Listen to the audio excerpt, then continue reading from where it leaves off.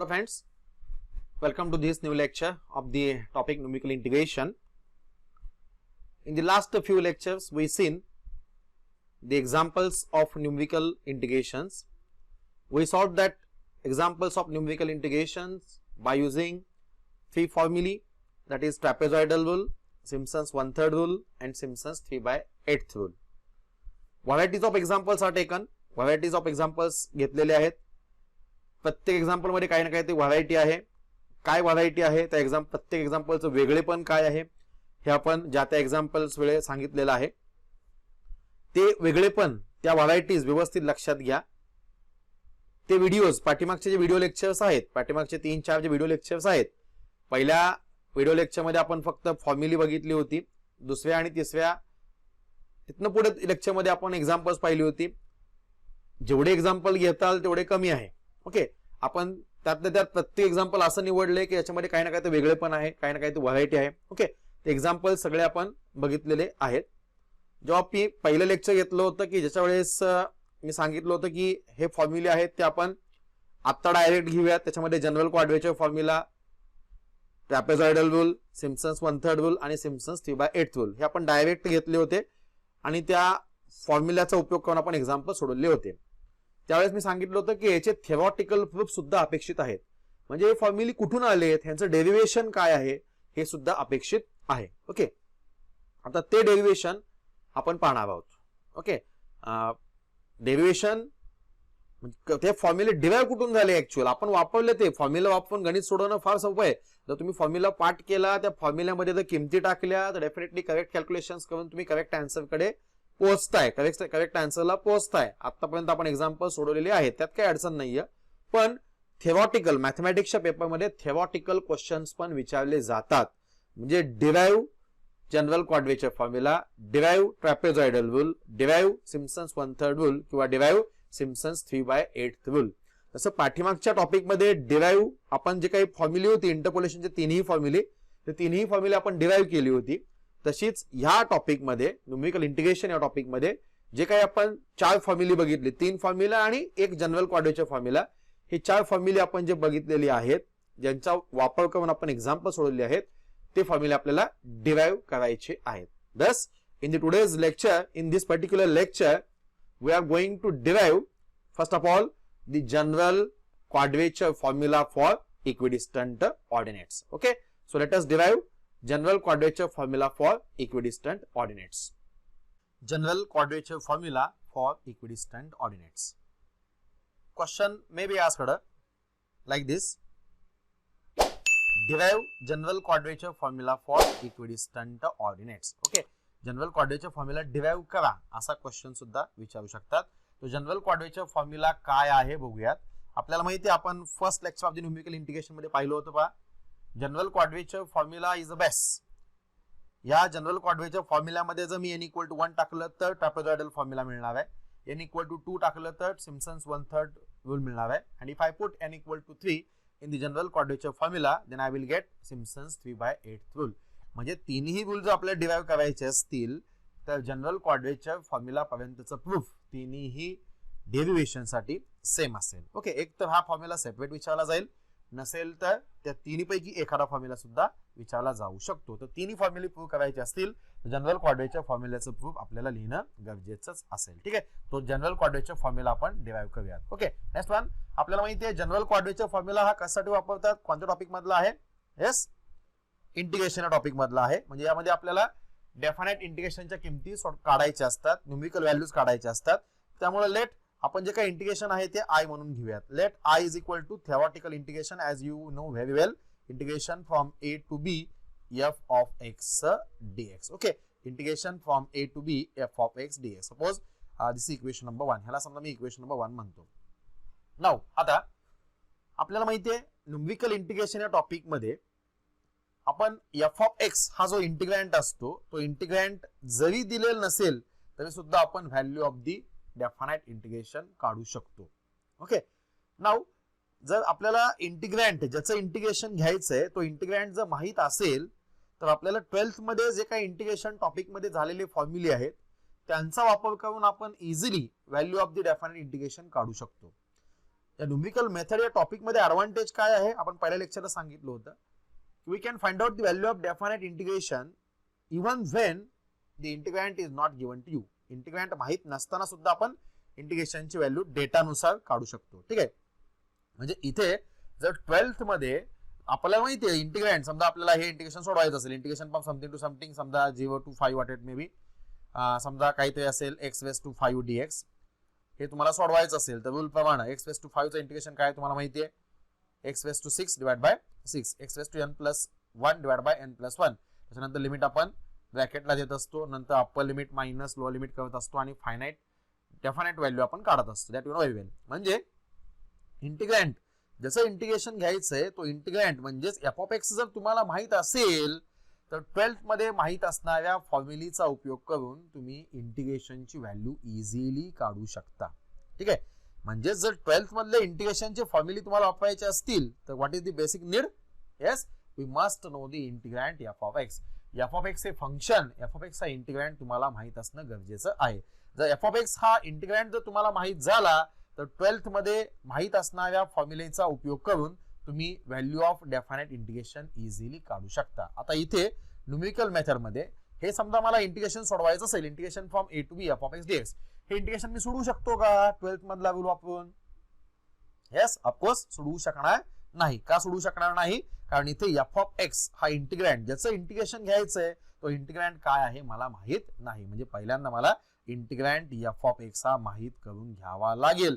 जर इंटिग्रँट f of x जर मला माहित झाला तर 12th मध्ये मला माहित असणारी फॉर्म्युले वापरून मी इंटिग्रेशनचे रूल वापरून इंटिग्रेशनची किंमत काढू शकतो. ठीक आहे. म्हणजे आपल्याला पहिल्यांदा काय करावं लागेल, एफ ऑफ एक्स हा इंटिग्रँट माहित करून घ्यावा लागेल. नेक्स्ट वन पुढे.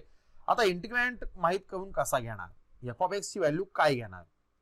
ओके, त्यासाठी थोडंसं पाठीमागच्या टॉपिकला जाऊ आपण. पाठीमागचा टॉपिक कोणता होता आपला? इंटरपोलेशन. इंटरपोलेशन या टॉपिक मध्ये आपण कोणकोणत्या टाइपचे एक्झाम्पल सोडवू शकतो? येस, त्याच्यामध्ये आपण इंटरपोलेशन केलेलं आहे, एक्स्ट्रापोलेशन केलेलं आहे. Similarly we can also find the form of the function F of X. Okay, म्हणजे एफ ऑफ एक्स हे फंक्शन सुद्धा आपण काढू शकतो. किंवा तिन्ही फॉर्म्युले तुम्ही बघितली, Newton's forward difference interpolation formula घ्या किंवा Newton's backward difference interpolation formula घ्या किंवा लॅग्रांजेस इंटरपोलेशन फॉर्म्युला घ्या, तिन्ही फॉर्म्युल्याची एलएचएस काय होती? y is equal to f of x. Okay, म्हणजे तिन्ही फॉर्म्युल्याची एलएचएस काय होती? y is equal to f of x. म्हणजेच इथं फंक्शन f of x आपल्याला माहित नाही आणि पाठीमागच्या टॉपिक मध्ये तिन्ही फॉर्म्युली वापरून आपण फंक्शन f of x काढू शकतो. ठीक आहे. f of x फंक्शन फक्त आपल्याला माहित करून घ्यायचंय. f of x फंक्शन तिन्ही पाठीमागच्या टॉपिक मधल्या इंटरपोलेशन या टॉपिक मधल्या तिन्ही फॉर्म्युल्याची इंटरपोलेशन मध्ये forward difference interpolation formula, backward difference interpolation formula आणि लॅग्रांजेस इंटरपोलेशन फॉर्म्युला, या तिन्ही फॉर्म्युल्याची LHS y is equal to f of x होती. म्हणजे तिथे आपण polynomial function F of x काढू शकत होतो. ओके, म्हणजे तिन्ही फॉर्म्युल्याची एलएचएस एफ ऑफ एक्स असल्यामुळे आपण इथं एफ ऑफ एक्स काढण्यासाठी पाठीमागच्या इंटरपोलेशन या टॉपिक मधला कोणताही फॉर्म्युला यूज करू शकतो. नाउ त्यात आता समजा कोणताही फॉर्म्युला यूज करायचं ठरलं. आता समजा मी फंक्शन एफ ऑफ एक्स हे Newton's forward difference interpolation formula वापरून अज्युम करायचं ठरवलं. ओके, समजा एफ ऑफ एक्स हे Newton's forward difference interpolation formula वापरून मी अप्रॉक्सिमेट अज्युम करायचं ठरवलं तर अडचण काय?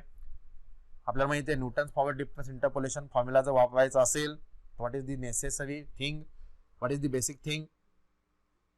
Newton's forward difference interpolation formula आपण कधी वापरू शकतो?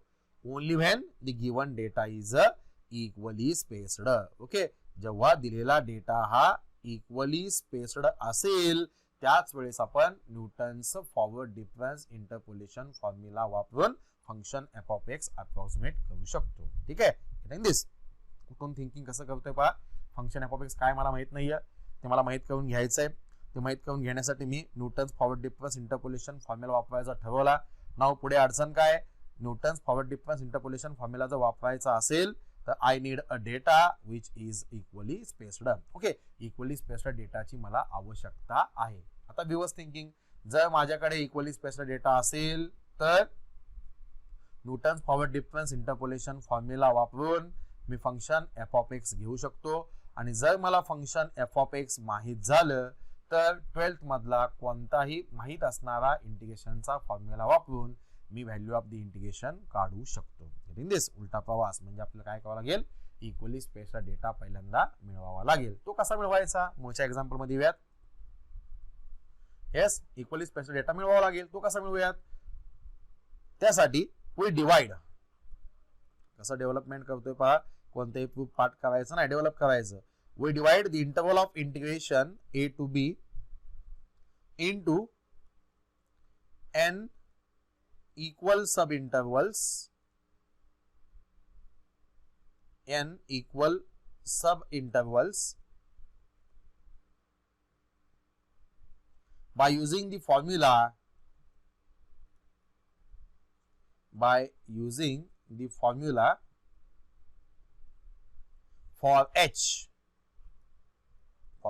for h, as h is equal to b minus a divided by n we get. Okay, काय करूयात, interval of integration a to b चे समान n तुकडे पाडूयात. प्रत्येक तुकड्याची किंमत जर h असेल तर h ची किंमत काय असेल, h is equal to b minus a divided by n, म्हणजे upper limit b minus lower limit a divided by n असेल. n is what? Number of subintervals in which we have to divide the interval of integration a to b. Okay, म्हणजे a to b या इंटरवलचे समान n तुकडे पाडूयात. Thus we have, असे समान n तुकडे पाडल्यानंतर आपल्याला काय मिळेल, thus we have, yes, पहिला आपला लोअर लिमिट आहे a, that is equal to, त्याला समजा मी अज्युम करतो नोटेशन x नॉट. त्याच्यानंतरचा पुढचा पॉइंट असेल आपला कोणता, प्रत्येक तुकड्याची किंमत h आहे, म्हणजे पुढचा पॉइंट समजा मी x1 ने डिनोट केला, x1 ची किंमत काय असेल, x not plus h. Similarly त्याच्या पुढचा काय असेल, x not plus 2 times h. त्याच्या पुढचा आर्ग्युमेंट काय असेल, x not plus 3 times h. तसंच अप टू सो ऑन. शेवटचा आर्ग्युमेंट समजा मी त्याला नाव देतो xn, ते शेवटचा आर्ग्युमेंट म्हणजेच तुमचं काय असेल, upper limit of the integration, that is equal to b असेल. Getting this? काय केलं, a to b या इंटरवलचे समान n तुकडे पाडले. प्रत्येक भागाची किंमत जर h असेल तर डेफिनेटली ऑर्डिनेट्स म्हणजे पॉइंट्स आपल्याला कसे मिळतील, पहिला point a equal to x naught consider केला, त्याच्यामध्ये एक h ऍड केला, म्हणजेच पुढचा point x not plus h मिळाला. त्याच्या पुढचा पॉइंट मिळवण्यासाठी एक एक h आपण ऍड करत गेलो. असंच ऍड करत करत शेवटचा पॉइंट आपला असेल xn. xn म्हणजेच आपलं काय असेल, अप्पर लिमिट b असेल. Okay, thus therefore equation number 1 becomes, हे चेंजेस केल्यानंतर इक्वेशन नंबर 1 काय होते बघूया. Therefore equation number 1 becomes, therefore equation number 1 becomes काय होते बघूयात. Therefore i is equal to, yes, integration from a to b. आता h ऐवजी काय पुटअप करूयात, यस, a इक्वल टू काय आपलं x नॉट आहे, x naught to b. b ची किंमत म्हणजेच काय असेल, यस, x नॉट, सॉरी इथे चेंज आहे, x नॉट प्लस nh असेल पहा. इथे लिहितो परत मी, x नॉट प्लस nh असेल. ठीक आहे, कारण बघा इथं 1h ऍड केला, 2h ऍड केला, 3h ऍड केला, असं कितपर्यंत h ऍड करावे लागतील, n टाइम्स पर्यंत, कारण आपण इंटरवलचे समान n तुकडे पाडलेत. म्हणजे शेवटचा आर्ग्युमेंट आपलं काय असेल, x नॉट प्लस nh असेल, ते म्हणजेच आपला अप्पर लिमिट p असेल. Okay, therefore 1 becomes i is equal to integration from x naught to x not plus nh into f of x dx. Okay, into f of x dx. Now हे सगळं कशासाठी चाललं होतं, function f of x आपल्याला माहित नव्हतं आणि ते फंक्शन f of x घेण्यासाठी आपण Newton's forward difference interpolation formula वापरायचा ठरवला. Newton's forward difference interpolation formula वापरण्यासाठी अडचण काय होती, आपल्याला डेटा इक्वली स्पेस्ड हवा होता. तो इक्वली स्पेस्ड डेटा मिळवण्यासाठी आपण काय केलं, इंटरवलचे समान n तुकडे पाडले. ओके, आता आपल्याकडे इंटरवलचे समान तुकडे आहेत पहा, x not plus h, x not plus 2h up to so on, x not plus nh. हे इंटरवलचे समान n तुकडे आहेत, म्हणजेच आपल्याकडे n+1 इक्वली स्पेस्ड आर्ग्युमेंट्स आहेत. ज्या अर्थी आपल्याकडे n+1 इक्वली स्पेस्ड आर्ग्युमेंट्स आहेत, त्या अर्थी आता आपण f ऑफ x हा इंटिग्रँट, f ऑफ x हे function Newton's forward difference interpolation फॉर्म्युलाने अप्रॉक्सिमेट करू शकतो. Therefore, now approximating किंवा taking, now approximating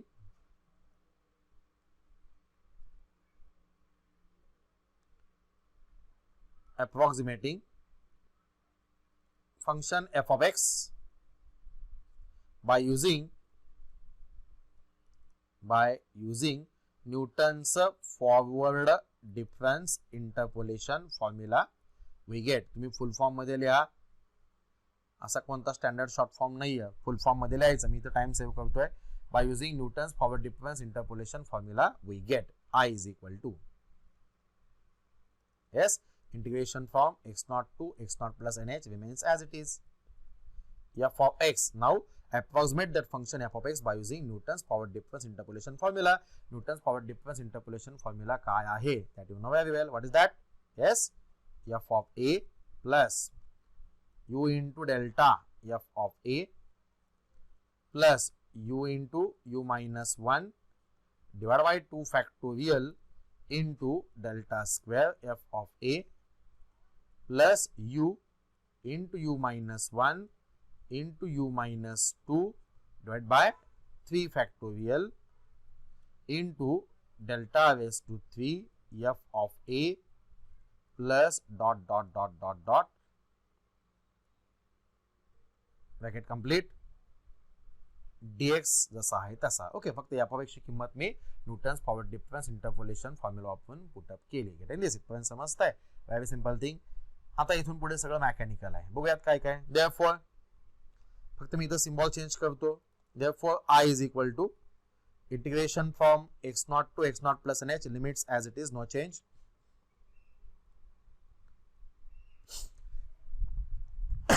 into bracket. now फक्त सिम्बॉल मी इंट्रोड्यूस करतो, नवीन सिम्बॉल.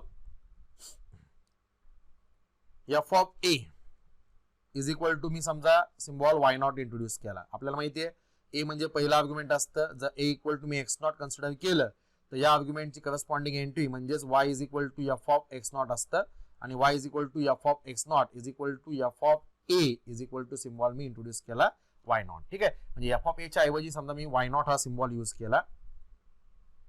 सिमिलरली तर f of a is equal to y naught असेल तर डेल्टा f ऑफ a च्या ऐवजी कोणता सिम्बॉल तयार होईल, that is equal to delta y not. फक्त सिम्बॉल चेंज करतो. Similarly delta square f of a च्या ऐवजी I can use the symbol delta square y not and so on. Getting this, फक्त सिम्बॉल मी change केला. f of a च्या ऐवजी मी जर y नॉट टाकला तर त्या अनुषंगाने पुढचे सगळे सिम्बॉल हे बदलतील. f of a is equal to जर y नॉट असेल तर डेल्टा f ऑफ a म्हणजेच delta y naught. delta square f of a is equal to delta square y naught and so on. Replacing that symbol, that is equal to, yes, into bracket f of a. f of a च्या ऐवजी फक्त मी symbol काय change केलाय, y naught. Okay, plus simple thing u into delta f of a म्हणजे u into delta y naught plus u ने आत multiply करतो u into u minus 1, that gives u ने आत मल्टिप्लाय केल्यानंतर u square minus u divided by 2 factorial into delta square y naught plus इथे पण u ने आत मल्टिप्लाय करून घेतो u into u minus 1 into u minus 2. yes, साइडला करून दाखवतो पहा. u into u minus 1 चा गुणाकार आपल्याकडे आहे, तो किती आहे, u square minus u हा गुणाकार आहे. ठीक आहे, u square minus u ला फक्त कशाने u square minus u ला फक्त u minus 2 ने मल्टिप्लाय करूयात. काय काय येते बघूयात. That is equal to multiply करूयात. u square ने मल्टिप्लाय केल्यानंतर what we get, u cube minus 2 times u square minus u ने आप multiply करा, minus u into u, that gives minus u square, minus minus become plus 2 times u, that is equal to final answer u cube minus 2 square minus u square, that gives minus 3 times u square plus 2 times u. म्हणजे या तिन्ही ब्रॅकेटचा गुणाकार काय येतो, directly तो इथं u cube. साइडला तो कसा येतो तो दाखवलाय, minus 3 times u square plus 2u divided by 3 factorial remains as it is, no change, into delta raised to 3 f of a च्या ऐवजी delta raised to 3 y naught plus dot dot dot dot, and we have to take integration with respect to as it is a dx. Getting this? Suppose this is a equation number 2. समजा equation number 2 आहे. Now next one. लक्षात आहे इथपर्यंत. आता हे integration आपल्याला घ्यायचंय. आता आपण 12th मध्ये गेलो. ओके, इंटिग्रेशन आपल्याला घ्यायचंय. आता इंटिग्रेशनचे रूल्स काय असतात, आपण इंटिग्रेशन कधी घेऊ शकतो.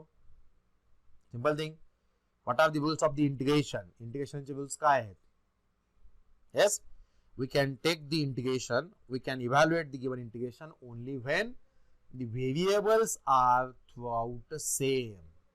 सगळीकडे व्हेरिएबल सेम असले पाहिजेत. म्हणजेच कोणत्या व्हेरिएबलच्या कन्सल्टिंग आपल्याला इंटिग्रेशन घ्यायचंय आणि इंटिग्रँट मध्ये कुठलं व्हेरिएबल आहे हे दोन्ही व्हेरिएबल सेम असले पाहिजेत. We can take the integration only when the variables are same throughout. सगळीकडे व्हेरिएबल सेम असले पाहिजेत. Now what is observation? आपला जो इंटिग्रँट आपण पाहिला, yes, focus on integrand. Integrand म्हणजे ज्याचं इंटिग्रेशन घ्यायचं आहे ते म्हणजे आपला हा चौकोनी ब्रॅकेट. ओके, जर आपला हा चौकोनी ब्रॅकेट इंटिग्रँट जर पाहिला तर इंटिग्रँट कशाचा फंक्शन आहे, म्हणजे इंटिग्रँट मधलं व्हेरिएबल काय आहे? What is observation? Y not म्हणजे एंट्री कॉन्स्टंट आहे, डेल्टा वाय नॉट म्हणजे फर्स्ट ऑर्डर डिफरन्स कॉन्स्टंट येणार, डेल्टा स्क्वेअर वाय नॉट म्हणजे सेकंड ऑर्डर डिफरन्स कॉन्स्टंट येणार.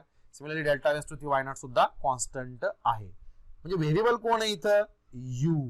ओके, व्हेरिएबल हे यू आहे. म्हणजेच integrand is expressed in terms of u. Okay, integrand हा यू ह्या व्हेरिएबल मध्ये एक्सप्रेस केलेला आहे. आणि इंटिग्रेशन आपल्याला कशाच्या कन्सल्टिंग घ्यायचंय? And we have to take integration with respect to x. Okay, dx आहे म्हणजे we have to take integration with respect to x. Okay, integrand ज्याचं इंटिग्रेशन घ्यायचंय तो म्हणजे आपला चौकोनी ब्रॅकेट हा फंक्शन ऑफ यू आहे आणि आपल्याला इंटिग्रेशन घ्यायचंय with respect to x. Okay, म्हणजे integrand in terms of u आहे आणि इंटिग्रेशन घ्यायचं with respect to x. Can I take this integration? आपण इंटिग्रेशन घेऊ शकतो का? Yes, your answer is no, we cannot take this integration because integration जर घ्यायचं असेल तर व्हेरिएबल ऑफ द इंटिग्रेशन आणि इंटिग्रँटचं व्हेरिएबल हे दोन्हीही सेम असले पाहिजेत.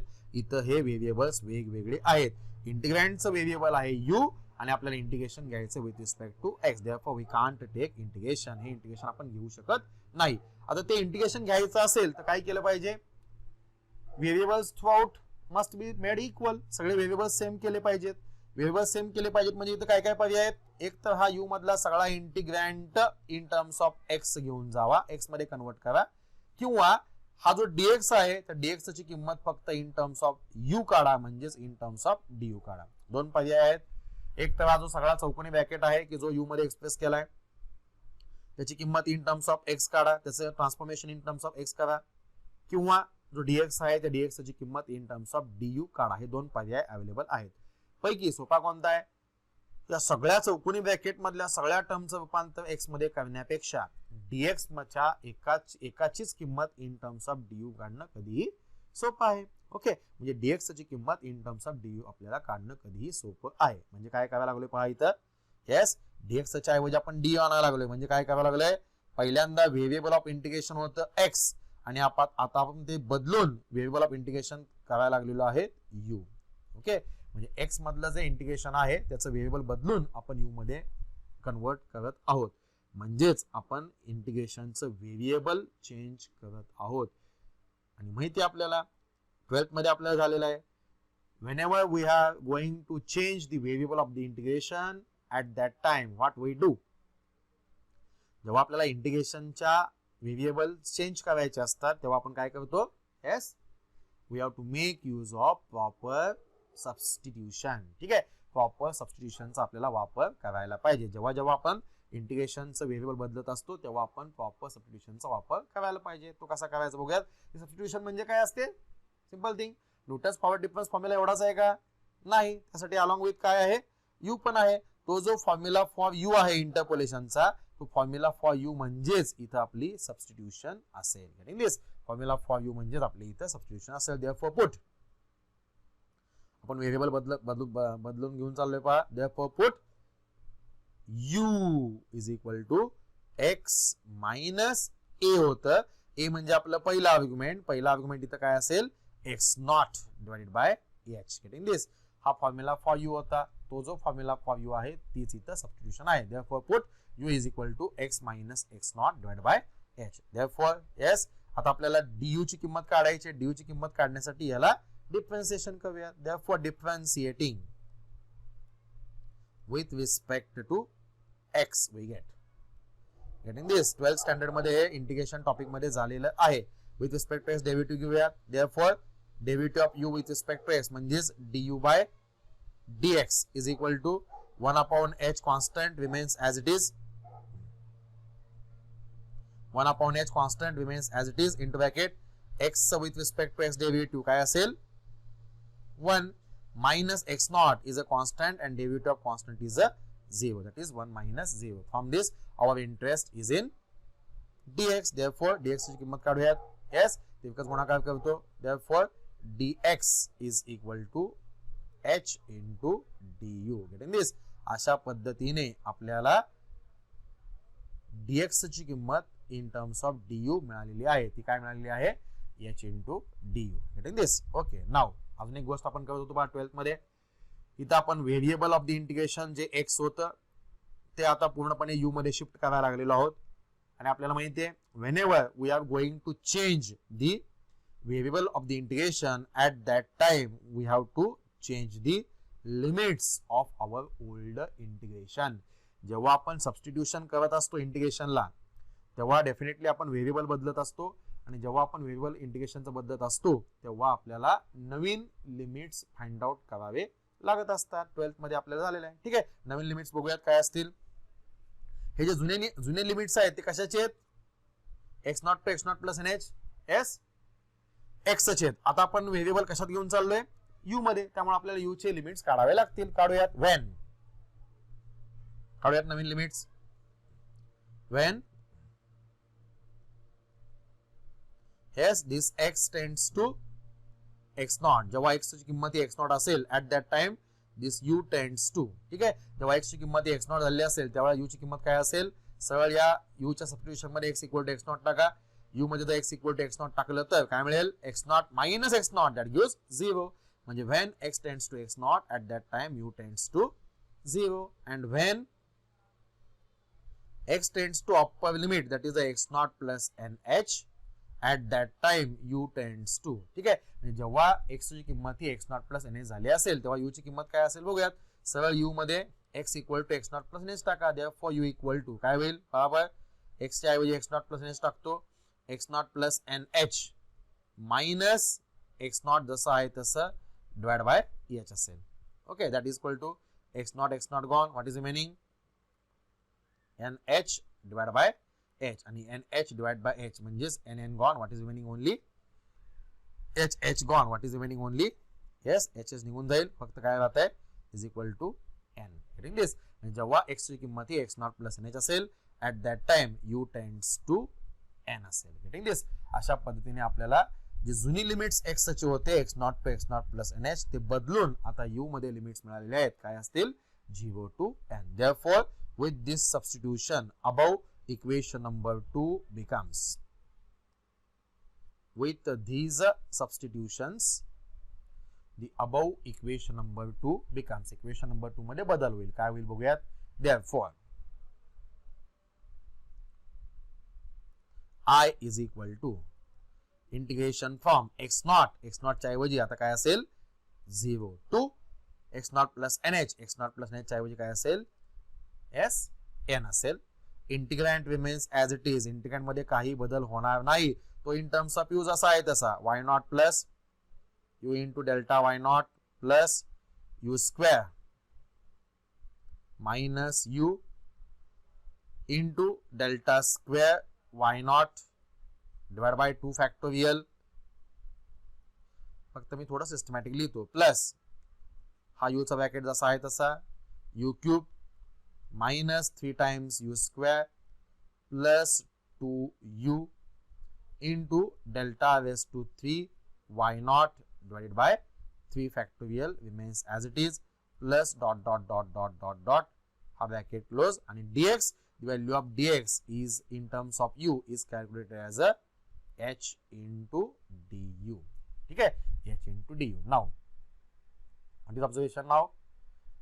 Now can we take integration? आता आपण इंटिग्रेशन घेऊ शकतो का?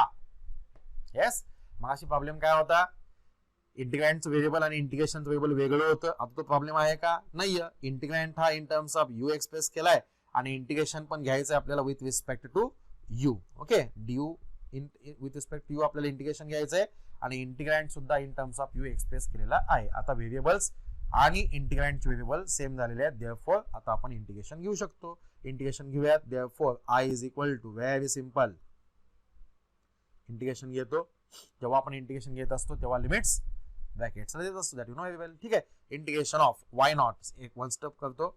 Y naught constant we can take outside of integration sign, म्हणजे इंटिग्रेशन ऑफ 1 होईल किंवा एक स्टेप वाढवतो. त्याच्या अगोदर एच कॉन्स्टंट आहे, हा एच कॉन्स्टंट आहे, कॉन्स्टंट वर इंटिग्रेशनचा काही इफेक्ट होणार नाही. therefore h I can take outside of integration sign. h बाहेर घेतो, आतमध्ये at a time simultaneous me integration separate करतो. काय असेल? Integration from 0 to n y naught du plus delta y naught constant I can take outside of integration sign. Integration from 0 to n काय राहते? फक्त u with respect to u plus similarly delta square y naught divided by 2 factorial constant आहे, constant वर integration चा काही परिणाम होणार नाही. You can take that constant outside of integration sign. Integration from 0 to n. What is remaining here? U square minus u with respect to u plus, yes, फक्त integration मी separate करतोय. Yes, delta raised to 3 y naught divided by 3 factorial constant I can take outside of integration sign.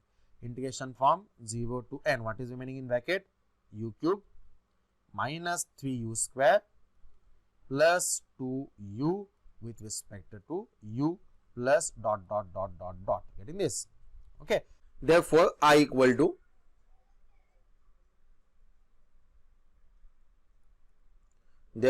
I is equal to h बाहेर जसा आहे तसा into आतमध्ये आता integration घ्या.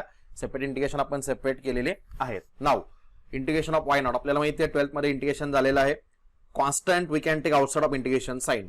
Constant वर इंटिग्रेशनचा काही इफेक्ट होत नाहीये, म्हणजेच कॉन्स्टंट आपण इंटिग्रेशनच्या बाहेर घेऊ शकतो. What is observation here? Yes, in this particular term why not is a constant. Y not म्हणजे एंट्री आहे आणि एंट्री इज अ कॉन्स्टंट, म्हणजेच या कॉन्स्टंट वर इंटिग्रेशनचा काही इफेक्ट होणार नाहीये. तो कॉन्स्टंट इंटिग्रेशनच्या बाहेर घेऊन what is remaining in bracket? Integration from 0 to n du. Okay, integration from 0 to n du म्हणजे ऑफकोर्स इथे वाय नॉट बाहेर जसा आहे तसा लिहितो.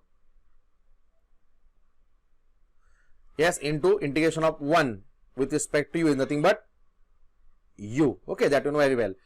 In particular for big group students I will recall the formulae for integration. आपल्याला माहिती आहे इंटिग्रेशन चा एक रूल आहे, integration of x raised to n dx is equal to, what is that rule? x raised to n plus 1 divided by n plus 1. ठीक आहे, ए group वाल्यांना हा रूल माहित आहे, बी ग्रुप वाल्यांसाठी फक्त मी सांगतोय. इथे आपल्याला एकच रूल सारखा यूज करायचा आहे. पहा, integration of x raised to n काय असतं? तर घातांक एकने वाढवा तेवढ्याच घातांकाने डिवाइड करा, म्हणजे integration of x raised to n dx is equal to x raised to n plus 1 divided by n plus 1. ठीक आहे, म्हणजे ऑफकोर्स इथे आता फक्त व्हेरिएबल x च्या ऐवजी u आहे. म्हणजे इथे काय पहा, y नॉट जर मी बाहेर घेतला, what is remaining in bracket? Integration of 1 into du. 1 can be written as u raised to 0. ठीक आहे, इथे मी साइडला सिंप्लिफिकेशन करून दाखवतो. पहा, इंक बदलतो मी, इंटिग्रेशन ऑफ 1 u कसं आलं हे मी दाखवतोय. इंटिग्रेशन ऑफ 1 म्हणजेच काय? 1 can be written as u raised to 0 into du. That is equal to, हा जर मी रूल वापरला तर काय होईल?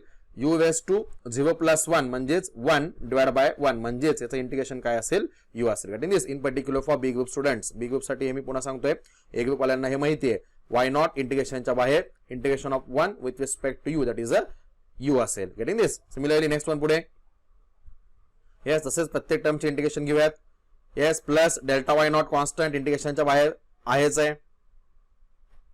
डेल्टा वाय नॉट कॉन्स्टंट इंटिग्रेशनच्या बाहेर into integration of u with respect to u that gives, yes, u raised to 1 चं integration. Use that rule again, घातांक 1 ने वाढवा तेवढ्याच घातांकाने डिवाइड करा, that is u raised to 1 plus 1 that is a 2 divided by 2. Getting this? Okay, simple thing. Plus delta square y naught divided by 2 factorial constant इंटिग्रेशनच्या बाहेर आपण already घेतलेला आहे. into आता या ब्रॅकेटचं इंटिग्रेशन घेऊयात. येस, u स्क्वेअर चं integration with respect to u, घातांक 1 ने वाढवा तेवढ्याच घातांकाने डिवाइड करा, म्हणजे u raised to 2 plus 1 that is a 3 divided by 3. Getting this? Minus u चं integration separate, u raised to 1 चं इंटिग्रेशन घातांक 1 ने वाढवा तेवढ्याच घातांकाने डिवाइड करा, u raised to 1 plus 1 that gives a 2 divided by 2. Getting this? Very simple. Plus तोच rule आपण repeatedly use करत आहोत. Delta raise to 3 y naught divide by 3 factorial constant आहे. इंटिग्रेशनच्या बाहेर आपण ऑलरेडी घेतलाय. Into bracket. आता ब्रॅकेट मध्ये या टर्मचं इंटिग्रेशन घ्या. What is that? u raise to 3. u raise to 3 चं integration again using same rule. घातांक 1 ने वाढवायचा डिवाइड बाय तेवढाच घातांक. u raise to 3 plus 1 that gives 4 divided by 4 minus 3 इंटिग्रेशनच्या बाहेर कॉन्स्टंट आहे इनटू u स्क्वेअरचं इंटिग्रेशन घातांक 1 ने वाढवा तेवढ्याच घातांकाने डिवाइड करा म्हणजे u raise to 2 plus 1 that is 3 divided by 3. Getting this? Similarly, plus 2 constant we can take outside of integration sign into yes integration of u that gives घातांक 1 ने वाढवा that is u raised to 1 plus 1 2 divided by तेवढ्याच घातांकाने divide करा that is divided by 2. त्याच पद्धतीने प्रत्येक पुढच्या टर्मचं integration आपण घेऊ शकतो. Plus dot dot dot dot dot चौकोनी ब्रॅकेट कंप्लीट. आपल्याला माहिती आहे डेफिनाइट इंटिग्रेशन जेव्हा आपण घेत असतो तेव्हा जे काही लिमिट्स ऑफ द इंटिग्रेशन असतात ते लिमिट्स ऑफ द इंटिग्रेशन आपण ब्रॅकेटला देत असतो. That is limits now becomes from 0 to n. Getting this? Okay, very simple.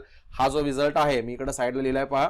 या रिझल्टचाच फक्त आपण रिपीटेडली यूज केला इंटिग्रेशन घेत असताना. ओके, हा रिझल्ट बिग ग्रुप वाल्यांसाठी नवीन आहे. तो मी सांगितलेला आहे. सिंपल रिझल्ट आहे. Okay, that is equal to therefore now next step. What is that? Yes 12th मध्ये झालेला आहे. In particular A group student झालेला आहे. एच बाहेर जसा आहे तसा जेव्हा आपण इंटिग्रेशन घेत असतो तेव्हा इंटिग्रेशनची लिमिट ब्रॅकेटला देत असतो आणि पुढच्या स्टेपचं सिम्प्लिफिकेशन काय असतं? Whenever there is a variable of integration u replace that u by upper limit that is a n here and whenever there is a variable of integration u replace that u by lower limit 0. नंतर या दोघांची वजाबाकी असते. ठीक आहे, म्हणजे ज्या ज्या ठिकाणी व्हेरिएबल ऑफ इंटिग्रेशन u दिसतंय त्या ठिकाणी अप्पर लिमिट n पुटअप करा मायनस ज्या ज्या ठिकाणी व्हेरिएबल ऑफ इंटिग्रेशन u दिसतंय त्या ठिकाणी lower limit of the integration 0 टाका. 12th मध्ये आपण डेफिनाइट इंटिग्रेशनची बरेचशी एक्झाम्पल्स अशाच पद्धतीने सोडवलेली आहेत. Getting this? Okay, therefore now put up whenever there is a variable of integration u put up u equal to upper limit n put up करूयात. ठीक आहे, ब्रॅकेट टाकतो. येस u च्या ऐवजी मी n पुटअप केल्यानंतर what we get n into y naught plus yes whenever there is a variable of integration u replace that u by upper limit n that gives n square divided by 2 into delta y naught जसं आहे तसं as it is फक्त ते मी नंतर लिहितो. Plus yes bracket मध्ये u च्या ऐवजी n पुटअप करा. u च्या ऐवजी अप्पर लिमिट n पुटअप केल्यानंतर what we get n cube divide by 3 minus whenever there is a u replace that u by n square divided by 2 bracket close into हा delta square y naught divide by 2 factorial फक्त मी इथे लिहितो into delta square y naught divided by 2 factorial. Getting this? Okay, very simple. Plus हा delta raise to 3 y naught divide by 3 factorial मी नंतर लिहितो. फक्त मी लिमिट जिथे u आहे तिथे अप्पर लिमिट n पुटअप करतो. Proceed. Instead of u replace that n by u bye n that gives n raise to 4 divide by 4 minus yes what is observation here? या 3 ला हे 3 निघून जाते. 3 3 gone. What is remaining? u cube. u च्या ऐवजी फक्त मी n put up करतोय that gives n cube. Here what is the calculation? This 2 2 gone that is a plus u च्या ऐवजी n पुटअप केल्यानंतर what we get n square into हे delta raise to 3 y naught divide by 3 factorial remains as it is, no change. Okay, plus dot dot dot तसेच पुढच्या term मध्ये values आपण टाकू शकतो. Bracket complete. हे झालं अप्पर लिमिट मायनस आता ज्या ज्या ठिकाणी व्हेरिएबल ऑफ इंटिग्रेशन u आहे त्या ठिकाणी u equal to 0 that is a lower limit टाका. Yes what is observation? जर आपण ऑब्झर्वेशन केलं इथं u आहे, इथं u आहे, इथं u आहे म्हणजे काय? प्रत्येक टर्म मध्ये u आहे पहा आणि प्रत्येक टर्म मध्ये जर u असेल आणि जर आपण u ची किंमत 0 टाकली तर प्रत्येक टर्म्स 0 होणार आहे. Therefore no need to write down. Therefore minus after putting u equal to lower limit 0 we get all the terms as equal to 0. ठीक आहे, म्हणजे हे 0 लिहितो. हा चौकोनी ब्रॅकेट लोअर लिमिटचा कंप्लीट आणि हा कर्ली ब्रॅकेट पहिला बेसिक कर्ली ब्रॅकेट कंप्लीट केला. Okay, now simplification that is equal to very simple. कोणाला काही अडचण असेल समजत नसेल you can ask. Okay, therefore now what is next step? Simplify. i is equal to yes i is equal to हा बाहेरचा h जसा आहे तसा as it is, no change. into bracket yes n into y naught plus n square divided by 2 into delta y naught plus into another bracket n raised to 3 divided by 3 minus n square divided by 2 into delta square y naught divided by 2 factorial remains as it is, no change, plus similarly पुढची term सुद्धा जशी आहे तशी n raised to 4 divided by 4 minus n cube plus n square into delta raised to 3 y naught divided by 3 factorial remains as it is, plus dot dot dot dot dot dot bracket close, minus 0 लिहिण्याची गरज नाहीये. Okay, हा जो आहे okay आता आपण जो derive केलेला आहे this is nothing but yes focus करतो. आता जो आपण डिराइव केलेला आहे त्याला समजा मी इक्वेशन नंबर नेक्स्ट बोलतो, इक्वेशन नंबर 3 बोलतो, फोकस करतो.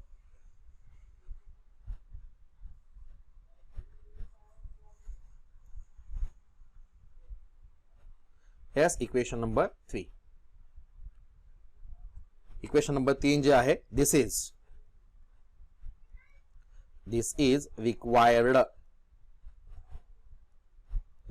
required general quadrature formula.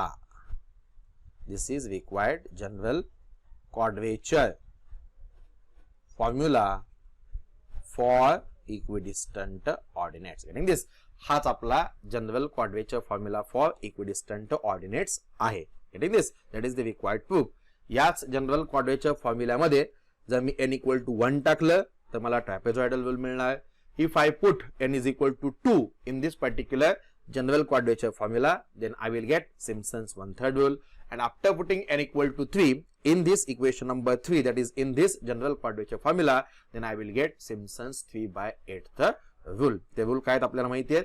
Next one म्हणजे जेव्हा आपल्याला ट्रॅपेझॉइडल रूल किंवा सिम्पसन्स 1/3 रूल किंवा सिम्पसन्स 3/8th रूल प्रूव्ह करायचे असतील, मिळवायचे असतील, त्यावेळेस आपल्याला जनरल क्वाड्रेचर फॉर्म्युला पर्यंतचं प्रूफ हे सेमच असेल. ठीक आहे, म्हणजे जेव्हा आपल्याला हे 3 रूल्स मिळवावे लागतील तेव्हा जनरल क्वाड्रेचर फॉर्म्युला आपल्याला लिहावाच लागेल. नंतर जर ट्रॅपेझॉइडल रूल डिराइव करायचा असेल तर त्या जनरल क्वाड्रेचर फॉर्म्युला मध्येच मी n इक्वल टू 1 टाकणार. If I have to derive Simpson's 1/3 rule, then I have to put n equal to 2 in this equation number 3, and whenever I want to derive Simpson's 3/8th rule, at that time we put n equal to 3 in this general quadrature formula for equidistant ordinates. Getting this? Okay, म्हणजेच general quadrature formula मी पहिल्यांदा लिहिणार आणि त्याच्यानंतर राहिलेले जे 3 फॉर्म्युले आहेत trapezoidal, Simpson's 1/3 आणि Simpson's 3/8 rule मला इझिली डिराइव करता येतील. Getting this? This is the required proof of a general quadrature formula for equidistant ordinates. Getting this? Okay. Thus, in the today's lecture, we seen the derivation of a general quadrature formula for equidistant ordinates, which is important to derive the trapezoidal rule, similarly Simpson's 1/3 rule, similarly Simpson's 3/8th rule. Okay, let's stop here. Thank you.